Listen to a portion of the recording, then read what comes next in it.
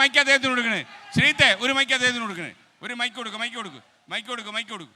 ആ മനുഷ്യൻ കുറച്ച് നേരമായി ബുദ്ധിമുട്ടുക ചോദ്യം ചോദിക്കാൻ. ഓക്കെ, ഒന്ന് കൈയടിച്ചു കൊടുത്തേ, എല്ലാവരും ഒന്ന് കൈയടിച്ചു കൊടുത്തേ. Hello mister Sreekantan sir.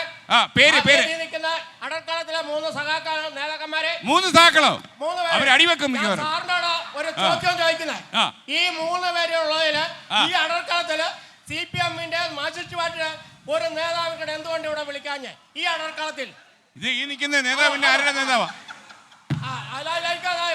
എന്റെ ചേട്ടായി കണ്ണട വെച്ച് നോക്കി ചേട്ടായി. ഒന്ന് പറഞ്ഞോട്ടെ. പറഞ്ഞോളൂ. ചോദ്യം ഒന്ന്, ഇതാ മറന്നുപോയി. കോട്ടയം ജില്ലയുടെ അതിർത്തിയാണ്. കേരളത്തിലെ 14 ജില്ലയിൽ അറിയപ്പെടുന്ന ജില്ലയാണ് ഇടുക്കിയിലെ കോട്ടയം ജില്ല. 2021 പാലം പോയിട്ട് ഇന്ന് വരെ പാലം പണിയാൻ സാധിക്കും. പാലക്കാട്ടെ കാര്യം പറയൂ. ഇവർക്ക് ഈ അടൽക്കാലം മാത്രം പണം ഉണ്ടാക്കുന്ന കാര്യം മാത്രമേ ഇവർക്കുള്ളൂ. ഇരുന്നോ. ഇനി എനിക്ക് ആ ചോദ്യം കേട്ടപ്പോഴേ എനിക്ക് ഓർമ്മ വന്നത് ഒരു തമാശ പറയട്ടെ. ആ ചോദ്യം കേട്ടപ്പോൾ എനിക്ക് തോന്നിയത്, അതെ പറയണ്ട്, ഈ ചോദ്യം കേട്ടപ്പോൾ എനിക്ക് തോന്നിയത്, പണ്ട് ഡിവൈഎഫ്ഐയുടെ അഖിലേന്ത്യാ പ്രസിഡന്റ് വെബ്സൈറ്റ് ഉദ്ഘാടനം ചെയ്യാൻ വേണ്ടി സുപ്രീം കോടതി ജഡ്ജി അടുത്ത് പോയി. ഡിവൈഎഫ്ഐയുടെ വെബ്സൈറ്റ് ആണെന്ന് പറയുമ്പോൾ ചോദിച്ചു, എന്താണ് ഡിവൈഎഫ് എന്ന് ചോദിച്ചവരാണ് പുള്ളി ഇപ്പോൾ ചോദിക്കുന്നത്, ഇതിൽ ആരാ CPM എന്ന്. സാർ, ഇവിടെ എനിക്ക് 3 മുന്നണികളായിട്ട് ഒരു ചോദ്യം ചോദിക്കാനുണ്ട്. ഇപ്പൊ വരാം. റഹീം ഒരു മറുപടി പറഞ്ഞിട്ട് ചോദിച്ചോളൂ. അതായത് എന്റെ ചോദ്യം 3 മുന്നണി നേതാക്കളോടും ഒരു നേതാവിനോട് ചോദിക്കേ. 3 പേരെ കൊണ്ട് പണി കൊടുക്കാതെ 3 മുന്നണികളുടെ നേതാക്കൾ ഉത്തരം പറഞ്ഞാൽ നന്നായിരിക്കും എന്ന് തോന്നുന്നു. ചോദിച്ചോളൂ. അതായത് ഇപ്പൊ വയനാട്, ചേലക്കര, പാലക്കാട് മണ്ഡലങ്ങളിൽ ഉപതെരഞ്ഞെടുപ്പിനുണ്ടായ സാഹചര്യം എല്ലാവർക്കും അറിയാം. അപ്പോ ഓരോ സാധാരണ വോട്ടറും അവന്റെ ഒരു ദിവസത്തെ കൂലി അല്ലെങ്കിൽ 2 ദിവസത്തെ കൂലി വേണ്ടെന്ന് വെച്ചിട്ടൊക്കെയാണ് ഇങ്ങനെ ഓരോ മണ്ഡലങ്ങളിലും തെരഞ്ഞെടുപ്പിന് വന്ന് വോട്ട് ചെയ്ത് ഒരു ജനപ്രതിനിധി, അതായത് അടുത്ത 5 വർഷക്കാലത്തേക്ക് അവന്റെ പ്രശ്നങ്ങൾക്ക് പ്രതിനിധീകരിക്കാൻ ഒരു ജനപ്രതിനിധി ഉണ്ടാവും എന്നുള്ള വിശ്വാസത്തിലാണ് ഓരോ വോട്ടറും ആ തെരഞ്ഞെടുപ്പ് ദിവസം ഒരു വോട്ട് ചെയ്തിട്ട് ജനപ്രതിനിധി. അപ്പോ അങ്ങനെ തെരഞ്ഞെടുക്കുന്ന ഒരു മണ്ഡലത്തിനെ വിട്ടിട്ട് ഈ ജനപ്രതിനിധി വേറൊരു സ്ഥാനത്തേക്ക് പോകുമ്പോൾ അത് ആ മണ്ഡലത്തിലെ ജനങ്ങളെ വഞ്ചിക്കുന്നതിന് തുല്യമല്ല. മനസ്സിലായി. ചോദ്യം കൂടി ഉണ്ട്. ഒരു ചോദ്യം മതി, ബാക്കിയുള്ളവർക്ക് അവസരം കൊടുക്കണ്ടേ? ഒരു ചോദ്യം മതി. എവിടെ പോകുന്നത്? ഇവിടെ തന്നെ കാണണം. പെട്ടെന്ന് ചോദിച്ചിട്ട് വിടാം. അതായത് ഈ മണ്ഡലത്തിന് പുറത്തും ജില്ലയ്ക്ക് പുറത്തും സംസ്ഥാനത്തിന് പുറത്തും ഒക്കെ എന്റെ പ്രായത്തിലുള്ള നിരവധി ആൾക്കാര് ജോലി ചെയ്യുന്നുണ്ട്. അപ്പൊ അവരെ ജോലി ഉപേക്ഷിച്ചിട്ട് ഇങ്ങനെ ഒരു സാഹചര്യത്തിൽ എന്തിന് വന്ന് ഈ ഉപതെരഞ്ഞെടുപ്പിലും കൂടി വോട്ട് ചെയ്യണം? അത് 3 നേതാക്കളും വിശദീകരിക്കുകയാണെങ്കിൽ തീർച്ചയായിട്ടും. അപ്പൊ എനിക്ക് ഇതിനെ സംബന്ധിച്ച് ഇത് സ്വാഭാവികമായി വരുന്ന ഒരു ചോദ്യമാണ്. നേരത്തെ ഇതിനേക്കാൾ ലിബറൽ ആയിരുന്നു. 5ഉം 6ഉം അസംബ്ലി സെഗ്മെന്റുകളിൽ മത്സരിച്ച കാലഘട്ടമുണ്ട് ദേവിലാലിനെ പോലുള്ളവരൊക്കെ. പിന്നീട് അത് പലപ്പോഴായി ഭരണപരിഷ്കാര കമ്മീഷന്റെ ഭാഗമായി വന്ന റിപ്പോർട്ടുകളുടെ അടിസ്ഥാനത്തിലാണ് ഇപ്പോൾ ഇത്തരത്തിൽ 2 കോൺസ്റ്റിറ്റ്യുവൻസി മാത്രമേ ഒരേ സമയം മത്സരിക്കാൻ പോലും കഴിയൂ. അതുപോലെ തന്നെ ഇപ്പോൾ നമ്മുടെ നിയമത്തിൻ്റെ ഭാഗമായിട്ടുള്ള ഒരു പ്രൊവിഷനാണ് ഇത്തരത്തിൽ രാജിവെച്ചുകൊണ്ട് അപ്പർ ബോഡിയിലേക്കോ അല്ലെങ്കിൽ അവിടെ വെച്ച് രാജിവെക്കാനോ അല്ലെങ്കിൽ മരണപ്പെട്ടതിന് ശേഷമോ ബൈ ഇലക്ഷൻ നടക്കുക എന്നുള്ളത്. അത് ഞങ്ങളാരുടെയും കുറ്റമല്ല, അത് പാർലമെൻറ്റ് പാസ്സാക്കിയിട്ടുള്ള നിയമത്തിൻ്റെ ഭാഗമാണ്. ഇപ്പോൾ രാജ്യത്ത് നിലനിൽക്കുന്ന നിയമത്തിൻ്റെ ഭാഗമായിട്ട് ഒരാൾക്ക് രാജിവെക്കാനുള്ള പ്രൊവിഷനുണ്ട്, പകരം ഉപതെരഞ്ഞെടുപ്പ് നടക്കാനുള്ള പ്രൊവിഷനുമുണ്ട്. ഇത് ജനങ്ങളെ വഞ്ചിക്കുകയാണോ എന്നാണോ ചോദ്യം? ഒരിക്കലുമല്ല. രാജ്യത്ത് നിലനിൽക്കുന്ന ഒരു നിയമത്തിൻ്റെ ഭാഗമാണ്. വാസ്തവത്തിൽ ഈ രീതിയിൽ ജയിച്ചു പോകുന്ന ആളുകൾ അതിനുശേഷം അത് രാജിവെച്ച് വേറെ പരിപാടിക്ക് പോകുന്നത് ആ നാട്ടിലെ ജനങ്ങളോട് കാണിക്കുന്ന വഞ്ചനയാണ് എന്ന് പരസ്യമായി പറയാൻ ആഗ്രഹിക്കുകയാണ് ഞാൻ. അതുകൊണ്ട് ഉത്തരം പറയട്ടെ. അതുകൊണ്ട് ഇവിടെ ഷാഫി രാജിവെച്ച് പോയതും അവിടെ വയനാട്ടിൽ രാഹുൽ ഗാന്ധി രാജിവെച്ച് പോയതും രാധാകൃഷ്ണനെ ഒരു കാരണവുമില്ലാതെ ചേലക്കരയിൽ നിന്ന് രാജിവെപ്പിച്ചതും എല്ലാം ഹുങ്ക് ഈ നാട്ടിലെ ജനങ്ങളെ പറ്റിക്കാനുള്ള ഹുങ്ക്. അതാണ് ഏറ്റവും വലിയ ഹുങ്കുള്ളത്. ഇന്ത്യയുടെ പ്രധാനമന്ത്രി നരേന്ദ്രമോദിക്കാണ്. ഒന്നിലധികം നിയോജകമണ്ഡലത്തിൽ മത്സരിച്ചു, അദ്ദേഹം രാജിവെച്ചിട്ടുണ്ട്. നിഷേധിക്കാൻ കഴിയുമോ? പറയുമ്പോ ന്യായമായിട്ട് പറയട്ടെ, പറയുമ്പോ നരേന്ദ്രമോദി ഒന്നിലധികം മത്സരിച്ചിട്ടുണ്ടോ? രാജിവെച്ചിട്ടുണ്ടോ? നരേന്ദ്രമോദി അല്ലോ രാഹുൽ ഗാന്ധി മത്സരിച്ചോ?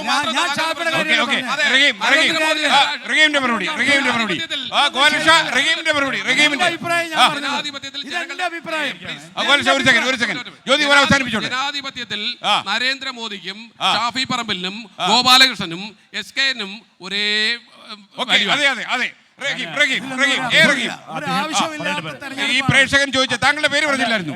ഓക്കെ, കുഴപ്പമില്ല, ഞാൻ പറഞ്ഞോളൂ. സംസാരിച്ചോട്ടെ. അദ്ദേഹം ചോദിച്ച ചോദ്യത്തിന് ഞാൻ പറയാൻ ഉദ്ദേശിച്ച മറുപടി തന്നെയാണ് ശ്രീ ജ്യോതി പറഞ്ഞത്. ഞാൻ പറയുന്നില്ല, പക്ഷേ ഇതിനോട് സപ്ലിമെൻ്റായി വേറൊരു പ്രവണതയെക്കുറിച്ച് പാലക്കാട് ചർച്ച ചെയ്യുന്നത് നല്ലതായിരിക്കും. അതായത് അദ്ദേഹം ചോദിച്ചത് മത്സരിച്ച് ജയിക്കുന്നവർ വേറെ പോകണമെന്നാണ്. ഈ ചില ആളുകളുണ്ട്, ഞാൻ അതിന് മുമ്പ് ഒരു ഡയലോഗ് പറയാം, സാറിന് ഇഷ്ടപ്പെടുന്നതായിരിക്കും. ഈ സത്യരാജൻ്റെ സിനിമയിലെ ഒരു സത്യരാജൻ്റെ ഡയലോഗുണ്ട്. സത്യരാജ് പറഞ്ഞു, ഈ ഇറവ് വന്നാലും ഞാൻ താനെ, കല്യാണം വന്നാലും ഞാൻ താനെ, മുനിസിപ്പൽ തെരഞ്ഞെടുപ്പ് വന്നാലും ഞാൻ താനെ, നിയമസഭാ തെരഞ്ഞെടുപ്പ് വന്നാലും ഞാൻ താനെ, ലോക്സഭാ തെരഞ്ഞെടുപ്പ് വന്നാലും ഞാൻ താനെ, മലമ്പുഴയാണേലും ഞാൻ താനെ, പാലക്കാടാണേലും ഞാൻ താനെ, എല്ലാ എ ക്ലാസ് മണ്ഡലത്തിലും ഞാൻ താനെ. BJP-യുടെ ഇവിടുത്തെ സ്ഥാനാർത്ഥി എല്ലാ തെരഞ്ഞെടുപ്പിലും മത്സരിക്കും. ഇനി അതിനെതിരെ ഒരു നിയമം കൊണ്ടുവരാൻ പറ്റുമോ എന്ന് BJP-ക്കാർ പരിശോധിക്കുന്നത് നല്ലതായിരിക്കും. ഓക്കെ ഓക്കെ, അടുത്ത ചോദ്യം ആ ചോദിച്ചോളൂ. നമ്മളിപ്പോ നിൽക്കുന്ന ഇന്ദിരാഗാന്ധി സ്റ്റേഡിയം ഉൾപ്പെടെ municipal bus stand, municipal stadium ഒക്കെ പാലക്കാടിന്റെ വികസന മുരടിപ്പ് തുറന്നു കാട്ടുന്നതാണ്. എന്റെ ചോദ്യം ഇടതുപക്ഷത്തോടാണ്. ഇവിടെ മുനിസിപ്പാലിറ്റി ഭരിക്കുന്ന BJP-യോടും കഴിഞ്ഞ 13 വർഷമായിട്ട് ഇവിടെ MLA ആയിട്ടുള്ള ഷാഫിയോടും അല്ല, ഇടതുപക്ഷം അധികാരത്തിൽ വന്നാൽ, ഇടതുപക്ഷത്തിന്റെ MLA ഇവിടെ അധികാരം ഏറ്റെടുത്താൽ എന്ത് മാറ്റമാണ് കൊണ്ടുവരാ? എന്ത് കാഴ്ചപ്പാടാണ്? ഒരു സെക്കൻഡ്, താങ്കളുടെ പേരെന്താണ്? പേര് പറഞ്ഞില്ല. എന്റെ പേര് അഹല്യ. തലപ്പേര് ഒരു പ്രധാന അഹല്യ.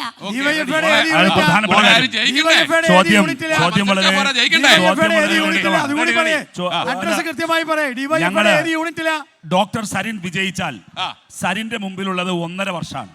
1.5 വർഷം കഴിയുമ്പോൾ ഒരു പൊതുതെരഞ്ഞെടുപ്പ് വരും. 1.5 വർഷത്തിനിടയിൽ അദ്ദേഹത്തിന് ഭരണത്തിന്റെ പിൻബലവുമുണ്ട്. ആ ഭരണത്തിന്റെ പിൻബലത്തിൽ 1.5 വർഷം പരമാവധി നന്നായി പെർഫോം ചെയ്താൽ മാത്രമാണ് 1.5 വർഷം കഴിഞ്ഞ് നടക്കുന്ന പൊതുതെരഞ്ഞെടുപ്പിൽ അദ്ദേഹത്തിന് ജനങ്ങൾ അഭിമുഖീകരിക്കാൻ കഴിയുക. ഞങ്ങൾ ഈ നല്ല നാടിനോട് പറയുന്നത് 1.5 വർഷത്തേക്ക് ഒരവസരം തരൂ. ആ 1.5 വർഷത്തിനിടയിൽ ഭരണത്തിന്റെ പിൻബലത്തോടെ ഡോക്ടർ സരിൻ ഈ പറയുന്ന കാര്യങ്ങളെല്ലാം പൂർത്തീകരിക്കും. ഞങ്ങൾ കേരളത്തിന്റെ പൊതു വളർച്ചയ്ക്കൊപ്പം നടത്തിക്കും. അതിനുശേഷം ഞങ്ങളുടെ പെർഫോമൻസ്, സരിന്റെ പെർഫോമൻസ് 1.5 വർഷത്തിനിടയിൽ മോശമാണെങ്കിൽ നിങ്ങളുടെ പ്രതീക്ഷ ഉയർന്നില്ലെങ്കിൽ 1.5 വർഷം കഴിയുമ്പോൾ 1.5 വർഷം പോയിട്ട് ഞങ്ങളുടെ നാട്ടില് എന്നെ തൃശ്ശൂരില് വർഷം എത്രയായി റോട്ടിൽ കൂടെ നടക്കാൻ കഴിയില്ല.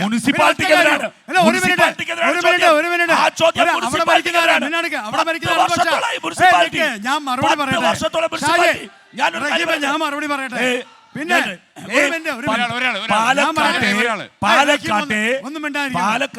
ഒരു മിനിറ്റ് ഞാൻ സംസാരിക്കട്ടെ. ഒറ്റക്കൊറ്റക്ക് പറയട്ടെ. ഇനി അവസരം തന്നെ കഴിഞ്ഞ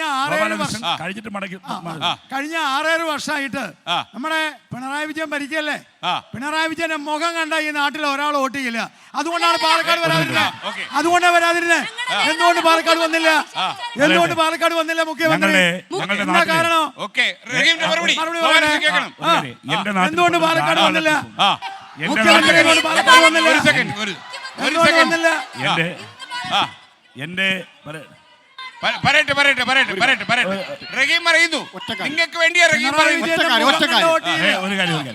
ആദ്യം പാലക്കാട്ടെ റോഡുകളിൽ കൂടെ നോക്കൂ. പാലക്കാട് നഗരസഭയുടെ റോഡുകളിൽ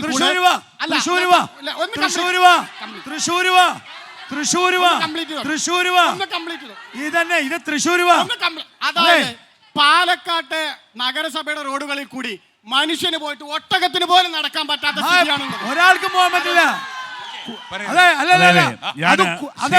അത് പാലക്കാട് വഴി കുന്തത്തിൽ കൂടി പോകാൻ പറ്റില്ല. വളരെ പ്രധാനപ്പെട്ട ഒരു കാര്യം പാലക്കാട്ടെ ഏറെ പ്രധാനപ്പെട്ട, ഞാൻ ഒരുപാട് മുഖങ്ങൾ ഇവിടെ കാണുന്നുണ്ട്. പാലക്കാട്ടത്തെ പരിണിതപ്രജ്ഞരായ ഒരുപാട് വ്യാപാരികളും ഒരുപാട് വ്യവസായികളും ഈ സദസ്സിലുണ്ട്. ഇവിടുത്തെ വ്യാപാരികളോട് നിങ്ങളുടെ മൈക്കെടുത്ത് പോകണം. ഞങ്ങളാരും വരണ്ട. അവരുടെ മാലിന്യം ശേഖരിക്കുന്നതുമായി ബന്ധപ്പെട്ട് ഇവിടുത്തെ ഹരിതകർമ്മ സേനയ്ക്ക് അവർ കൊടുക്കേണ്ടി വരുന്നത് വലിയ തുകയാണ്. ഈ കേരളത്തിലെ ഒരു മുനിസിപ്പാലിറ്റിയും ഇതുപോലെ വ്യാപാരികളിൽ നിന്ന് പണം പിരിക്കുന്നില്ല. റോഡുകളുടെ അവസ്ഥ ഇവിടെ പരാമർശിച്ചു. ഞാൻ ഇദ്ദേഹത്തോട് വിനയപൂർവ്വം പറയുന്നൊരു കാര്യം, ഒരു മുനിസിപ്പാലിറ്റി നേരെ ചൊവ്വേ ഭരിക്കാൻ അറിയാത്ത നിങ്ങളെ എന്തിനാണ് ഒരു MLA പണി? ഞാൻ ചോദിക്കട്ടെ, അതാണ് എനിക്ക് അറിയാനുള്ളത്. എനിക്ക് പറയാനുള്ള ഒന്നാമത്തെ കാര്യം, നിങ്ങളുടെ ഇവിടുത്തെ മന്ത്രി ഉണ്ടല്ലോ MP രാജേഷ്, ആ MP രാജേഷിന്റെ സ്റ്റേറ്റ്മെന്റ് ഉണ്ട്. എന്താ സ്റ്റേറ്റ്മെന്റ്? ഈ മുനിസിപ്പാലിറ്റിയെ കൊണ്ട് ഞങ്ങൾ 10 പൈസ കൊടുപ്പിക്കില്ല. അതെങ്ങനെയാണ്? ഏറ്റവും waste ഈ ഞാൻ കൊണ്ടുവരുന്നത് ഈ 10 പൈസ കൊടുക്കും. എന്തെങ്കിലും ഒന്നും മിണ്ടാതിരിക്കും മിസ്റ്റർ. എന്തെങ്കിലും മുനിസിപ്പാലിറ്റിയിൽ പറയാതിരിക്കും. ഒരു സാധനം ചെയ്യാൻ 10 പൈസ അടിസ്ഥാനവും കൊടുക്കില്ല എന്ന് പറഞ്ഞത് പറയുന്നത്. ഇവരുടെ എം പി രാജേഷാ. എന്താ എം പി പറയുന്നത്? രാജേഷ് ലാസ്റ്റ് ക്വസ്റ്റ്യൻ ഞാൻ പ്രേക്ഷകരോട് ചോദിക്കാം. ലാസ്റ്റ് ക്വസ്റ്റ്യൻ താങ്കൾ ചോദിച്ചോളൂ. താങ്കൾ ചോദിച്ചു. ലാസ്റ്റ് ക്വസ്റ്റ്യൻ ജ്യോതികുമാർ, ഞാൻ വരുന്നു. അദ്ദേഹത്തിന്റെ ചോദ്യം കഴിഞ്ഞാൽ നമുക്ക് നിങ്ങളിലേക്ക് വരാം. ഞാൻ നിങ്ങളിലേക്ക് വരാം. നിങ്ങളിലേക്ക് വരാം. നിങ്ങളിലേക്ക് വരാം. ഇദ്ദേഹം ചോദിച്ചു കഴിഞ്ഞോട്ടെ. ഞാനേ ഒരു സെക്കൻഡ് പറയൂ ജ്യോതികുമാർ. ഞാൻ മര്യാദയ്ക്ക് നിൽക്കുന്നോണ്ടാണ്. ഇല്ല, മര്യാദയ്ക്ക് നിങ്ങൾ നിൽക്കാൻ പാടില്ല. ഓക്കെ, സന്തോഷത്തില. ഒരു സെക്കൻഡ്. ഇവിടെ എന്താ പ്രശ്നം അറിയാം? ഇവിടെ ഇവർ രണ്ടുപേരും ജയിച്ചാൽ എന്ത് ചെയ്യുന്നതിനെ കുറിച്ചാണ് താങ്കൾ ചോദിച്ചത്. ഘോരെ സംസാരിക്കുക. എനിക്ക് ആ സമയത്ത് ഓർമ്മ വന്നത് നാടോടിക്കാറ്റിലെ ദാസനെ വിജയനെയാണ്. എത്ര സുന്ദരമായ നടക്കാത്ത സ്വപ്നം ദാസ എന്ന് പരസ്പരം ഇതേ ഡയലോഗായിരുന്നു വട്ടിയൂർക്കാവി പറഞ്ഞത്. ഇതേ ഡയലോഗായിരുന്നു വട്ടിയൂർക്കാവി പറഞ്ഞത്. അന്ന് ഞാൻ ആ ചർച്ചയിൽ പങ്കെടുത്ത ഇതേ ഡയലോഗ് വട്ടിയൂർക്കാവി പറഞ്ഞു. അവിടെ അടിച്ചു അല്ലേ? ഒരിക്കലും അതൊക്കെ പലപ്പോഴും പറയും. അത് നമ്മൾ പറഞ്ഞ എവിടെയാണെന്നറിയാമോ? അതേ ഡയലോഗ് ഈ ഒരു ചോദ്യം താങ്കളുടെ പേര് പറഞ്ഞിട്ട് ചോദിച്ചോളൂ. പേര് പറഞ്ഞിട്ട് ചോദിച്ചോളൂ. നമസ്കാരം, എൻ്റെ പേര് റഹീം ഒലവക്കോട് എന്നാണ്. ഞാൻ പ്രേംദീപ് ജ്വല്ലറിയുടെ എക്സിക്യൂട്ടീവ് ഡയറക്ടറാണ്. 3 നേതൃത്വങ്ങളെയും രാഷ്ട്രീയക്കാരോടും ബഹുമാനം നിലനിർത്തിക്കൊണ്ട് തന്നെ പാലക്കാടിൻ്റെ ഒരു ചോദ്യം ചോദിക്കാനാണ് ആഗ്രഹിക്കുന്നത്. പാലക്കാട് കോവിഡ് കാലഘട്ടത്ത് ഹോസ്പിറ്റൽ, ഏറ്റവും കൂടുതൽ വലിയ ഹോസ്പിറ്റലും ഏറ്റവും കൂടുതൽ പേഷ്യൻ്റ് സാധാരണക്കാർ വരുന്ന ഹോസ്പിറ്റലുമായ പാലക്കാട് ഹോസ്പിറ്റൽ കോവിഡ് മാറ്റുകയും മെഡിക്കൽ കോളേജിൽ സംവിധാനങ്ങൾ ഇല്ലാത്തതുകൊണ്ട് തൃശ്ശൂരിലേക്ക് പോകേണ്ട. അപ്പം ഈ ഹോസ്പിറ്റലും അതുപോലെ തന്നെ ഇൻഡോർ സ്റ്റേഡിയം പാലക്കാടുള്ള സ്പോർട്സ് താരങ്ങൾക്ക് വേണ്ടി എല്ലാ ജില്ലകളിലും നടക്കുമ്പോൾ പാലക്കാട് ജില്ലയിലെ ടെക്നിക്കൽ എറർ കൊണ്ട് നിയമ സംവിധാനങ്ങൾ തെറ്റിയതുകൊണ്ട് ആ സ്പോർട്സ് സെൻറ്റർ വെറും കോവിഡ് സമയത്ത് അരി സംരക്ഷിക്കുന്ന അവസ്ഥയും ബുക്ക് മേളകൾ നടക്കുന്ന ഒരു സംവിധാനവുമായിരിക്കുകയാണ്. ഇത് പാലക്കാട്ടിലെ ജനതകൾക്കും യുവാക്കൾക്കും ആവശ്യമുള്ളതാണ്. ഇതിൽ രാഷ്ട്രീയമില്ല. ഇത് നിങ്ങൾ 3 പേരും ജയിച്ചാലും തോറ്റാലും ഉണ്ടാക്കുന്ന നിലപാട് അറിയാൻ പാലക്കാടൻ ജനതയ്ക്ക് ആഗ്രഹം. നിങ്ങളുടെ ഓരോ ആളിന്റെയും സ്ഥാനാർത്ഥി, ആ സ്ഥാനാർത്ഥിയെ കുറിച്ച് ഇനി പറയേണ്ട കാര്യം തെരഞ്ഞെടുപ്പിന്റെ അവസാന ഘട്ടത്തിലേക്ക് നമ്മൾ കടക്കുകയാണ്. എന്തിന് ജയിപ്പിക്കണം എന്നുകൂടി നിങ്ങൾ പറയണം. അതോടെ നമ്മൾ ഈ സംവാദം അവസാനിപ്പിക്കും. 1.5 വർഷമാണ് ഡോക്ടർ സരിന്റെ മുമ്പിൽ MLA ആയാലുണ്ടാവുക. ആ 1.5 വർഷത്തിനിടയിൽ കേരളത്തിന്റെ പൊതുവികസനത്തിനൊപ്പം അങ്ങേയറ്റത്തെ പെർഫോമൻസ്, നല്ല കാഴ്ചപ്പാടുകൾ, നല്ല വിദ്യാഭ്യാസം, അനുഭവ സമ്പത്ത്, ഇതിൻ്റെ വെളിച്ചത്തിൽ പാലക്കാട് ഇതുവരെ കണ്ടിട്ടില്ലാത്ത, ഒടുവിൽ ഇദ്ദേഹം ചോദിച്ചല്ലോ, ശ്രീ റഹീം ചോദിച്ച ചോദ്യമുണ്ട്, ഇവിടുത്തെ ഇൻഡോർ സ്റ്റേഡിയം ഉൾപ്പെടെ എല്ലാ പ്രശ്നങ്ങളും, ഇതിനെല്ലാം കൃത്യമായൊരു രൂപരേഖ അദ്ദേഹം മാതൃഭൂമി കൊടുത്തൊരു അഭിമുഖത്തിൽ പറയുന്നുണ്ട്. പാലക്കാടിനെ സംബന്ധിച്ചുള്ളൊരു വികസന രൂപരേഖ നിങ്ങളുടെ മുമ്പിലുണ്ടോ എന്ന് ചോദിച്ചപ്പോൾ അദ്ദേഹം പറഞ്ഞു, മെട്രോമാൻ ശ്രീധരൻ മുന്നോട്ട് വെച്ച ഒരു രൂപരേഖയുണ്ട് വികസനത്തെ സംബന്ധിച്ച്. ആ വികസന രൂപരേഖ തന്നെയായിരിക്കും ഞാനും വികസനത്തിൻ്റെ കാര്യത്തിൽ സ്വീകരിക്കുക എന്ന് പറയുകയുണ്ടായി. അതുപോലെ കൃത്യമായ ധാരണയോടെ ഇപ്പോൾ സൂപ്പർ 7 ഡോക്ടർ സൂപ്പർ 9 എന്ന് പറഞ്ഞിട്ട് 9 പ്രധാനപ്പെട്ട കാര്യങ്ങൾ ഈ നാടിന് വേണ്ടി ചെയ്യാൻ ഡോക്ടർ സരിൻ പറയുന്നു. അതോടൊപ്പം അനുബന്ധമായ വികസന കാര്യങ്ങളും ഇവിടെ അദ്ദേഹം വിശദീകരിച്ചിട്ടുണ്ട്. അദ്ദേഹത്തിന്റെ വാഗ്ദാനങ്ങൾക്ക് ഭരണത്തിന്റെ പിൻബലമുണ്ട്. അദ്ദേഹം പറഞ്ഞത് 1.5 വർഷം കൊണ്ട് നിങ്ങളുടെ മുമ്പിൽ നടപ്പിലാക്കാനുള്ള ഊർജ്ജം അദ്ദേഹത്തിനുണ്ട്. അദ്ദേഹം നടപ്പിലാക്കും. ഇതാണ് ഞങ്ങൾ തരുന്ന ഉറപ്പ്. ഇവിടെ ഞങ്ങൾക്ക് വലിയ വീരവാദങ്ങളൊന്നുമില്ല. കഴിഞ്ഞ 3 തവണയും UDFന്റെ സ്ഥാനാർത്ഥി ഇവിടെ വിജയിച്ച മണ്ഡലമാണ്. UDFന്റെ സ്ഥാനാർത്ഥി ഓരോ തിരഞ്ഞെടുപ്പ് കഴിയും തോറും അദ്ദേഹം നടത്തിയിട്ടുള്ള വികസന പ്രവർത്തനങ്ങൾ ഞാൻ തുടക്കത്തിൽ സൂചിപ്പിച്ചു. അദ്ദേഹം നടത്തിയിട്ടുള്ള വികസന പ്രവർത്തനങ്ങളെ സംബന്ധിച്ച് ഈ നിയോജക മണ്ഡലത്തിലെ വോട്ടർമാരുമായി സംവദിച്ചതിന് ശേഷമാണ് അടുത്ത തെരഞ്ഞെടുപ്പിൽ അദ്ദേഹത്തെ നേരിട്ടുള്ളത്. ആ തെരഞ്ഞെടുപ്പുകളിലെല്ലാം അദ്ദേഹം വിജയിച്ചു വന്നിട്ടുണ്ട്. അതിനോടൊപ്പം തന്നെ ഇവിടെ ഈ ശ്രീധരനേക്കാൾ വലിയൊരു സ്ഥാനാർത്ഥിയെ ഇനി ആർക്കും കൊണ്ടുവരാനില്ല. ഈ ശ്രീധരൻ മത്സരിച്ചപ്പോൾ പോലും, റഹീമേ ഒന്ന് നിർത്ത്, ഈ ശ്രീധരൻ മത്സരിച്ചിട്ട് പോലും ഷാഫി പറമ്പിലിനെ തോൽപ്പിക്കാൻ കഴിഞ്ഞിട്ടില്ല, UDFനെ തോൽപ്പിക്കാൻ കഴിഞ്ഞിട്ടില്ല. അതിന്റെ അടിസ്ഥാനം എന്ന് പറയുന്നത്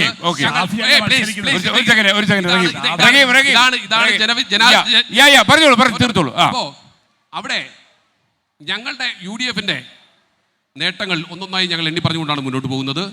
ഞങ്ങൾക്ക് ഈ പാലക്കാട് വോട്ടർമാരെ വിശ്വാസമാണ്. അവർ ഞങ്ങളോടൊപ്പം നിൽക്കുമെന്ന് ഞങ്ങൾക്ക് ഉറപ്പുണ്ട്.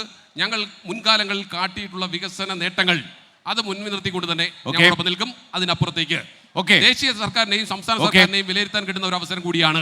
അത് വിലയിരുത്തുമ്പോൾ തീർച്ചയായിട്ടും അവിടെ 0 മാർക്കാണുള്ളത്. അതുകൊണ്ട് തന്നെ ഞങ്ങളുടെ വിജയം സുനിശ്ചിതമാണ്. ഞങ്ങൾക്ക് ജനങ്ങൾ വോട്ട് തർക്കവുമില്ല. ജയിച്ചവര് ഈ പാലക്കാടിന് വേണ്ടി ഒന്നും ചെയ്തിട്ടില്ല. അതേസമയത്ത് ഞങ്ങൾ ജയിച്ചിട്ടില്ല.